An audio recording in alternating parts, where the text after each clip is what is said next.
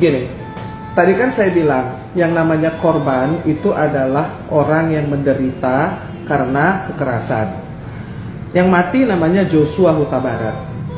Ya, biasanya yang menghilangkan barang bukti itu adalah pelaku. Yang menghilangkan semua handphone itu namanya Putri Cenrawati. Dia mengganti semua handphone dari ajudannya. Pada tanggal 10, Komnas HAM mengatakan bahwa tidak bisa ditemukan pembicaraan sebelum tanggal 10. Siapa yang mengganti? Putri.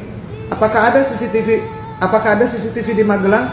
Tidak ada. Apakah ada visum et repertum? Tidak ada. Apakah ada pengaduan kepada polisi di Magelang? Dia itu istri Jenderal Bintang 2. Kalau ada yang berani menyenggol dia, maka yang dia lakukan cukup angkat telepon, diangkut siapapun itu.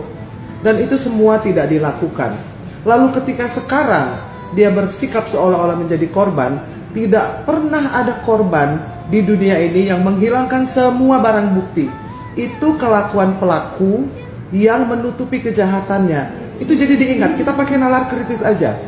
Yang kedua, yang memberikan laporan palsu soal pelecehan seksual itu adalah Putri dan Ferry. Tidak ada yang bisa dipercaya dari seorang pembohong yang sejak awal menjalankan senario yang dibuat oleh suaminya dan Fahmi Alamsyah, penasehat ahli Kapolri. Jadi kalau kita bicara dari runut. Awalnya bagaimana, akar masalahnya bagaimana. Tidak bisa tiba-tiba setelah 55 hari ada yang mengaku kejadian 55 hari yang lalu di Magelang. Tidak, it doesn't make sense. Dan juga tidak mungkin Putri yang seorang dokter gigi, istri jenderal, tidak paham soal visum, soal pengaduan, soal locus delicti. Jadi ini nonsense yang dicoba dijejalkan, lalu kemudian narasinya dinyanyikan bersama-sama dengan Komnas HAM dan Komnas Perempuan.